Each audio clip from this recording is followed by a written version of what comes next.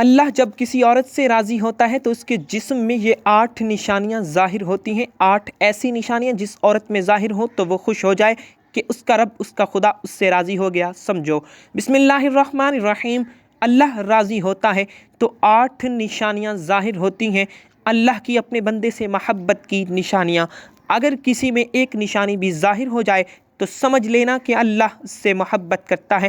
ساتھ ہی آپ کو بتائیں گے کہ حضرت علی رضی اللہ تعالیٰ عنہ نے فرمایا کہ عورت کو گالی دینا کیسا ہے اور اس کے ساتھ مار پٹائی کرنا کیسا ہے، اس سے گھر میں کیا کیا ہوتا ہے۔ تو ناظرین، سب سے پہلی نشانی اللہ پاک جس کو دین کی سمجھ عطا فرما دیتا ہے، دین سے جوڑ دیتا ہے تو اسے اپنا محبوب بنا لیتا ہے۔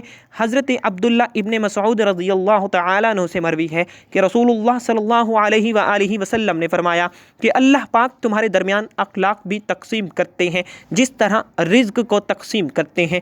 اللہ پاک دنیا اس کو بھی دیتے ہیں جو اللہ پاک کا پیارا ہو یا نہ ہو، لیکن اللہ پاک دین کی سمجھ اس کو دیتے ہیں جو اللہ پاک کا محبوب ہوتا ہے۔ عبادت کی محبت، قرآن کی محبت، اللہ پاک کی محبت، اللہ کے ذکر سے محبت، رسول اللہ صلی اللہ علیہ وسلم پر درود و سلام بھیجنے کا شوق اور تڑپ، یہ وہ چیزیں ہیں جو اس بات کی نشانی ہے کہ اللہ نے اسے بہت ہی پیارا بنا لیا ہے۔ دوسری نشانی، رسول اللہ صلی اللہ علیہ وسلم نے فرمایا اللہ جسے اپنا بناتے ہیں تو پھر اس پر تھوڑی سی آزمائش بھی ڈالتے ہیں، یعنی اللہ پاک دیکھنا یہ چاہتے ہیں کہ یہ بندہ میرے فیصلے پر راضی ہوتا بھی ہے یا نہیں۔ جو راضی ہو جائے اللہ پاک اسے دنیا میں بھی راضی کرتے ہیں اور آخرت میں بھی راضی کرتے ہیں۔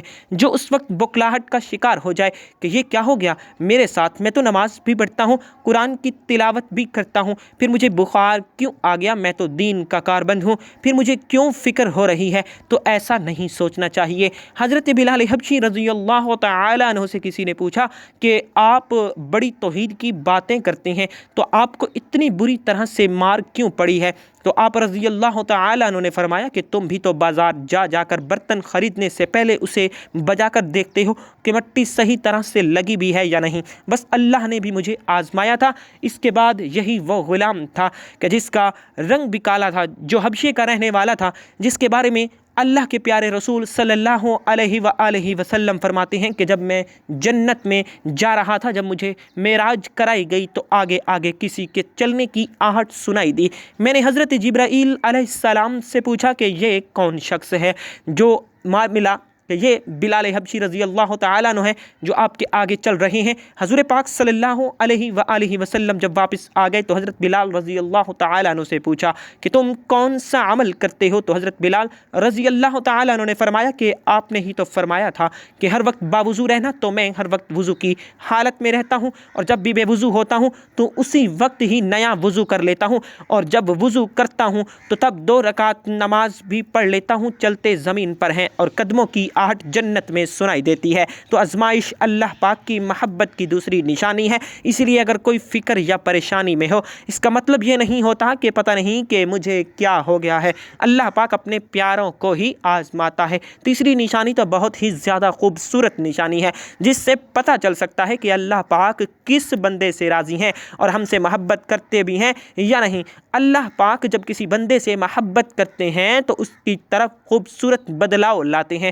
حدیث شریف میں آتا ہے کہ جب اللہ پاک کسی سے محبت کرتے ہیں تو اللہ پاک حضرت جبرائیل علیہ السلام کو فرماتے ہیں کہ اس کے بعد آسمانوں میں زلزلہ آ جاتا ہے، سب فرشتے بے ہوش ہو جاتے ہیں، اور پھر جب اللہ تعالیٰ کے حکم سے جب ہوش میں آتے ہیں تو سب سے پہلے حضرت جبرائیل علیہ السلام کو اجازت ہوتی ہے۔ تو حضرت جبرائیل علیہ السلام سوال کرتے ہیں کہ ہمارے رب نے کیا فرمایا ہے، اور اس کے بعد خود ہی کہتے ہیں کہ اللہ تعالیٰ نے جو بھی فرمایا ہوگا وہ حق فرمایا ہوگا۔ پھر اللہ تعالیٰ فرماتے ہیں جبرائیل میں نے آج اس بندے کو اپنا محبوب بنا لیا، تم بھی اسے اپنا محبوب بناؤ۔ حضرت جبرائیل علیہ السلام بھی اس بندے سے محبت کرنے لگتے ہیں۔ پھر حضرت جبرائیل علیہ السلام کو حکم ہوتا ہے کہ آسمان کے تمام فرشتوں کو خبر دے دو یہ اللہ تعالیٰ کا پیارا بن گیا ہے۔ حضرت جبرائیل علیہ السلام آسمان کے تمام فرشتے اور تمام نورانی مخلوقات بھی اس سے محبت کرتے ہیں، آسمان کے کھربوں فرشتے اس سے محبت کرنے لگتے ہیں۔ پھر ایک فرشتہ آسمان سے دنیا میں آتا ہے اور اعلان کرتا ہے کہ اے لوگو فلاں شخص اللہ کا محبوب ہے۔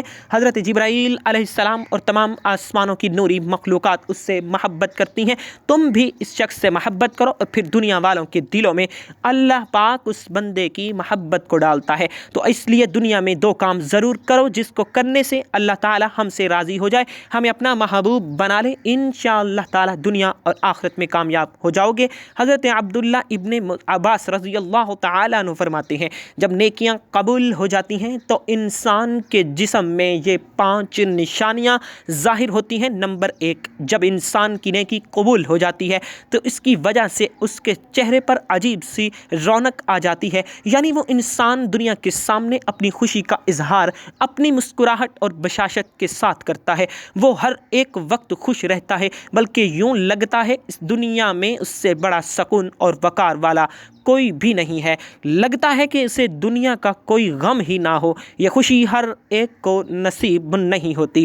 نمبر 2، اس کا دل روشن ہو جاتا ہے، یعنی وہ ہر وقت اللہ تعالیٰ کے وعدوں پر امید رکھتا ہے کہ اس کے پاس کچھ ہو یا نہ ہو، لیکن اس کے دل میں اتنی خوشی ہوتی ہے کہ اس کو کوئی پرواہ ہی نہیں ہوتی۔ اور یہ یاد رکھنا کہ امیر انسان مال سے نہیں بنتا، بلکہ امیر ہمیشہ دل سے ہی بنتا ہے۔ حضرت علی رضی اللہ تعالیٰ عنہ فرماتے ہیں دولت مٹی کی طرح ہے اور مٹی کو پیر کے نیچے رکھنا چاہیے، اگر سر پر چڑھاؤ گے تو وہ قبر بن جائے گی اور قبر زندہ لوگوں کی نہیں ہوتی۔ نمبر 3، جب کسی کی نیکیاں قبول ہو جاتی ہیں تو اس کے جسم میں نیکی کی طاقت آ جاتی ہے اور شیطان اسے کبھی بھی گمراہ نہیں کر سکتا۔ شیطان سے بچنے کی قوت اللہ تعالیٰ اس کے جسم میں پیدا کر دیتا ہے۔ نمبر 4، وہ اپنے مال و دولت میں فراوانی پیدا کرتا ہے، یعنی اللہ تعالیٰ اس کے مال میں پیدا کرتا ہے فراوانی، یعنی اللہ اس کے رزق میں برکت پیدا کرتا ہے۔ وہ چاہے لوگوں پر خرچ کتنا بھی کرے، ضرورت مندوں کو کتنا بھی بانٹے، اس کی دولت میں کبھی بھی کمی نہیں آتی۔ حضرت علی رضی اللہ تعالی عنہ فرماتے ہیں نصیب کا رزق انسان کو ایسے تلاش کرتا ہے جیسے مرنے والے کو اس کی موت۔ نمبر 5، لوگوں کے دلوں میں اللہ تعالیٰ اس کی محبت پیدا کر دیتے ہیں، یعنی جب اللہ اپنے بندے سے خوش ہوتا ہے تو اس وقت اس کی محبت لوگوں کے دلوں میں پیدا کر دیتا ہے۔ ناظرین، اب آپ کو بتاتے ہیں عورت کی ذمہ داری کیا ہے۔ حضرت علی رضی اللہ تعالیٰ عنہ نے فرمایا عورت کی سب سے بڑی ذمہ داری کیا ہے۔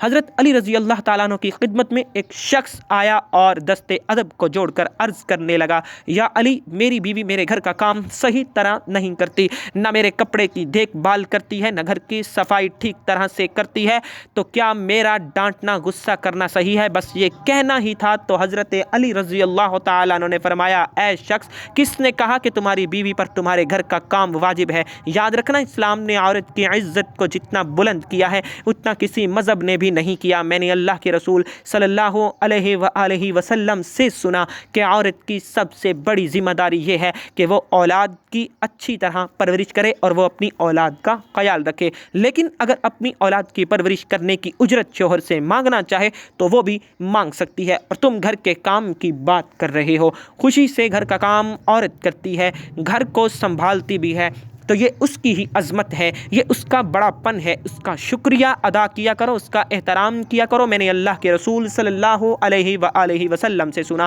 کہ جس وقت عورت اپنے گھر کا کام کرتی ہے اس وقت اللہ تعالیٰ اپنے فرشتوں کو زمین پہ بھیجتے ہیں اور کہتے ہیں کہ جب تک یہ عورت گھر کا کام کرتی رہے اس کے لیے عبادت لکھتے رہو، اور وہ وقت جو عورت گھر کے کام میں لگاتی ہے وہ اس کی عبادت میں شامل ہو جاتا ہے۔ یہ عورت کی عظمت ہے کہ وہ تمہارے گھر کو جنت بناتی ہے، تمہارے بچوں کو عظیم انسان بناتی ہے، لیکن اگر کوئی عورت پر ظلم کرے، گھر کے کام کی وجہ سے اسے ٹوکتا رہے، اس پہ ظلم کرتا رہے، تو روز محشر میں اللہ تعالیٰ اس انسان کو گدھے کی شکل میں اٹھائے گا اور دوزخ کا ایک دروازہ لوگوں کے لیے کھولا جائے گا اور یہ کہا جائے گا کہ یہ وہ انسان ہیں جنہوں نے اپنی ہی عورتوں پر ظلم کیا، ان کو حقیر سمجھا اور ان کو غلام سمجھا۔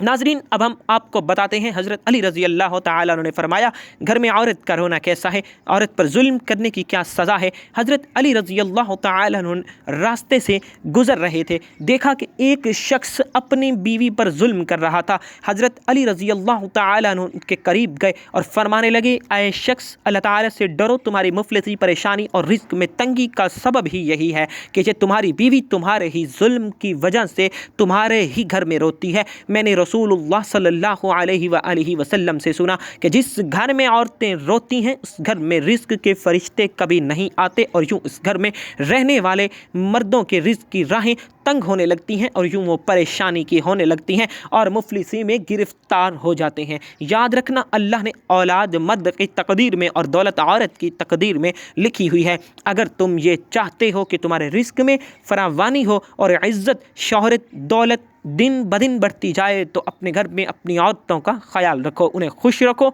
अल्लाह के फजलो करम से तुम इज़्ज़त, शोहरत और दौलत में फरावानी पाओगे। नाजरीन, इसी तरह का एक और वाक़या है कि एक मरतबा हज़रत अली रज़ी अल्लाह तआला अन्हु रास्ते से गुज़र रहे थे।